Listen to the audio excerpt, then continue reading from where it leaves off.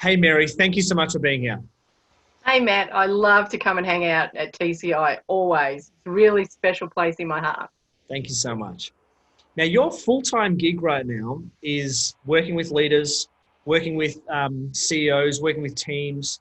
You love what you're doing. And so a great person to be able to share some insights and some key learnings about your journey through TCI. When you first started though, you didn't you didn't even want to do leadership. You wanted to do something else. So tell us a little bit about how you got to focusing on leadership in your business. Yeah. So I started as an office junior at 15 in accounts payable and accounts receivable.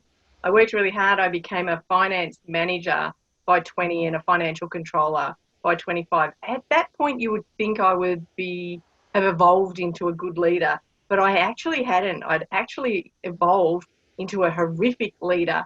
I often talk about the ball breaking bitch in The Devil Wears Prada. I was even worse than her. And if you haven't seen The Devil Wears Prada, you would have met some sort of person in your career that was a manager, that was a dictator.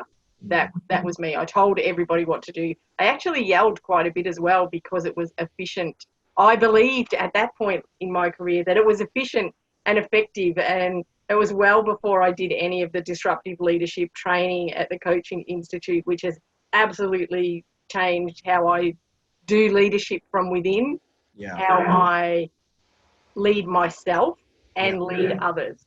Yeah. Amazing. Thank you for sharing that.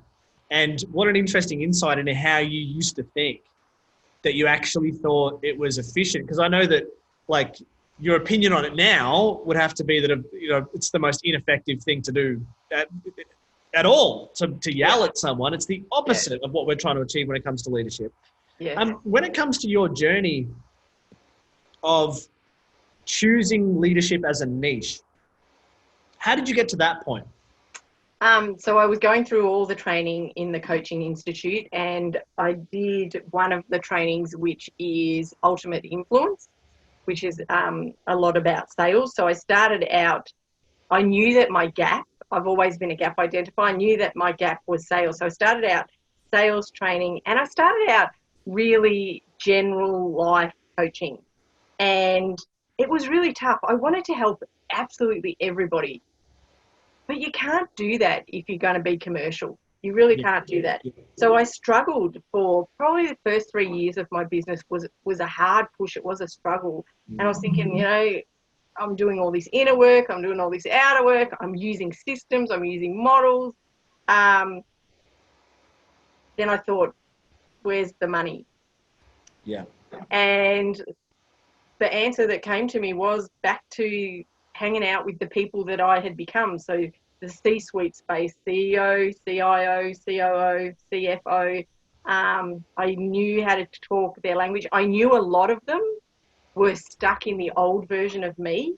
A lot of people that know me now and have known me for a long time talk about me in two people. I even refer to myself in two separate people because the person that I used to be is so far away from who I am today. Good. It is good. It's great. It's absolutely fantastic. It was really hard to be in that persona, to be, it was a hard way to live. It was a very isolated way to live as well, and very lonely. Because you were overly aggressive, you were angry, there was no real emotional intimacy or awareness and things like that. And you were very, very task oriented. And so I had shut down all my feeling. I'd shut down all my feeling, and I often refer to it as a human doing. And what TCI gave me in my leadership training was it turned me from a human doing into a human being. And I can be a human being and still do, but I couldn't be a human doing and be. Yeah. So let's talk about that now, the work you do with leaders, because also there's so many things I want to ask you. First of all, I love that you said that you struggled for the first 3 years. And I trust that even just that message will be inspirational for someone watching that's maybe in their first year or their second year. And they're like, oh, what's my niche? And I still haven't worked it out yet. And I haven't landed on what my thing is, because you are doing very, very well from a financial point of view right now. Just share with everyone, like brag about how well you're doing. Just because I think that it was a struggle for the first 3 years, It needs was a better, big and now struggle. it's awesome part to be added onto it. So last financial year, I turned over just under 850,000, and I will beat that by close to 150% this year. It's amazing, Mary. Yeah, yeah, it is amazing. Congratulations. That is just so wonderful. But the best part is the helping the people. Yes. So you can see that picture behind me of, oh, do this a little bit. One of Yep. my clients painted that for me, and the inscription on it says, "Thank you for helping me flourish." It's wonderful. Yeah. That's awesome. And it's another great reminder that it's not, you can't just be thinking about dollars. You can't just be thinking about the money. Like, think about it, but it's got to be at the back of your mind. So you've got to be commercial, but the best way to be commercial is get people results. That's it. That's it. I was joking the other day in an interview because I remember a long time ago, I had this guy come in and he said, how quickly can you help me make $1 million? And I said, well, you can, and like you're an example of that. You can do it, right? You can do $1 million in a year. I said, but why do you want to do it? And he's like, I just want to make money as fast as I can. How quickly can you get me to 10K a month? And I said, look, I don't think we're the right school for you because everything we're going to talk about is its contribution first, money second. And you're a great example because, 3 years, that's a struggle. You've got to push through stuff. And I was that person, Matt. I was looking for money. When I came into the coaching institute, I wasn't looking for the personal transformation that I got at all. Yeah. I reset my success meter the first day that I was in there and was thinking of the money.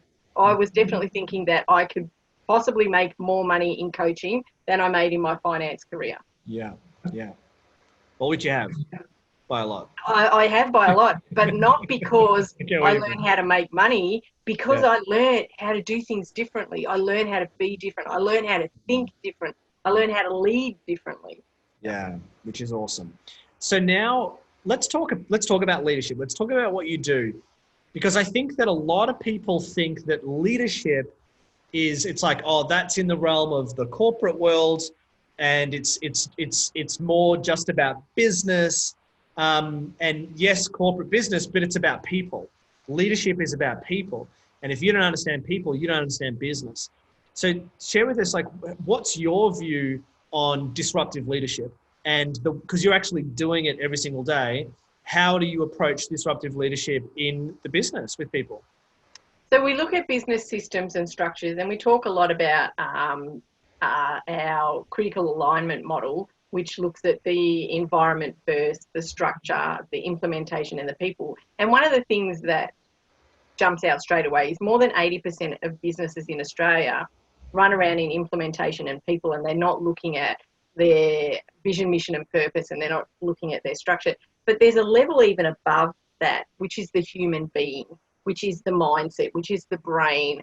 And if your reaction to everything is reactive and not responsive, then that drives everything that you do and be. And I definitely was reactive. I reacted to everything before. And now I would say that I'm responsive. I interpret the environment. I think about it. We create stories. We're meaning-making machines. And often when we're hooked in or we're having a challenge, it's the meaning that we've given the episode or the experience or the situation that drives, how we're freaking out about it, or the impact that it's having. And learning to look at things from a different perspective totally changes everything like that.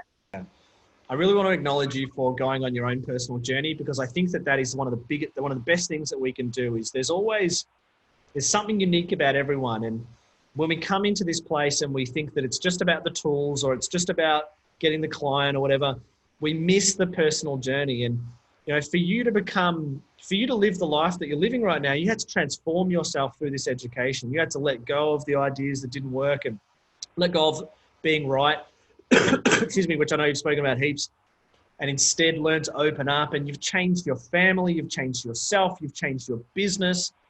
What would you say to someone who's watching this, who's thinking about following in a similar journey and going into the world of leadership and becoming a disruptive leader? So one of the biggest things that I changed is rules. I was a very rule-oriented person. I followed all the rules to the T. And if you had have asked me back then, is it more important to be right or is it more important to be kind? There was absolutely no doubt, much more important to be right. Everybody should be right. That was how it was. That's how the world goes. You've got to be right. Now, if you ask me the same question, it's way more important to be kind. And you know what? The right or wrong doesn't matter, because right or wrong isn't even a thing. There's hundreds of choices. Yeah. There's not one right way to do everything, and there's not one wrong way to do everything. There's lots of choices.